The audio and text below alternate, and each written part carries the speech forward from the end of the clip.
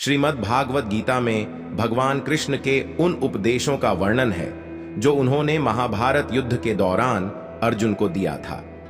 गीता में दिए उपदेश आज भी उतने ही प्रासंगिक हैं और मनुष्य को जीवन जीने की सही राह दिखाते हैं। माना जाता है कि गीता की बातों का अनुसरण करने से जीवन बदल जाता है और व्यक्ति को हर काम में सफलता मिलती है।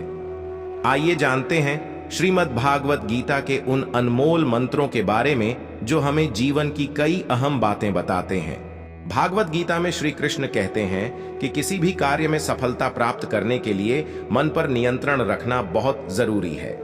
काम करते वक्त अपने मन को हमेशा शांत और स्थिर रखना चाहिए। क्रोध बुद्धि का नाश करता है और इसकी वजह से बने बनाए काम भी बिगड़ जाते हैं। इसलिए मन को शांत रखने का प्रयास करें।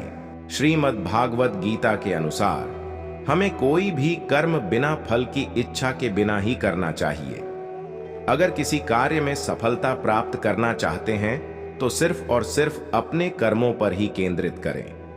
मन में कोई भी अन्य विचार आपको आपके लक्ष्य से भटका सकता है।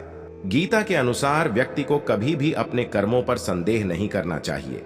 ऐसा करने से व्यक्ति खुद का सर्वनाश कर बैठता है। इसलिए सफलता प्राप्त करना चाहते हैं तो जो भी कार्य करें उसे पूरे विश्वास के साथ बिना किसी संदेह के पूरा करें। गीता में श्री कृष्ण कहते हैं, मनुष्य को किसी भी वस्तु के प्रति अत्यधिक लगाव नहीं रखना चाहिए। यह लगाव ही मनुष्य के दुख और असफलता का कारण बनता है। अत्यधिक लगाव से व्यक्ति में क्रोध और दुख का भाव उत्पन्न होता है। इसकी वजह से वह अपने कर्म पर केंद्रित नहीं कर पाता है। इसलिए मनुष्य को अत्यधिक लगाव से बचना चाहिए। श्री कृष्ण के अनुसार किसी भी कार्य में सफलता प्राप्त करने के लिए अपने भीतर छिपे डर को खत्म करना चाहिए।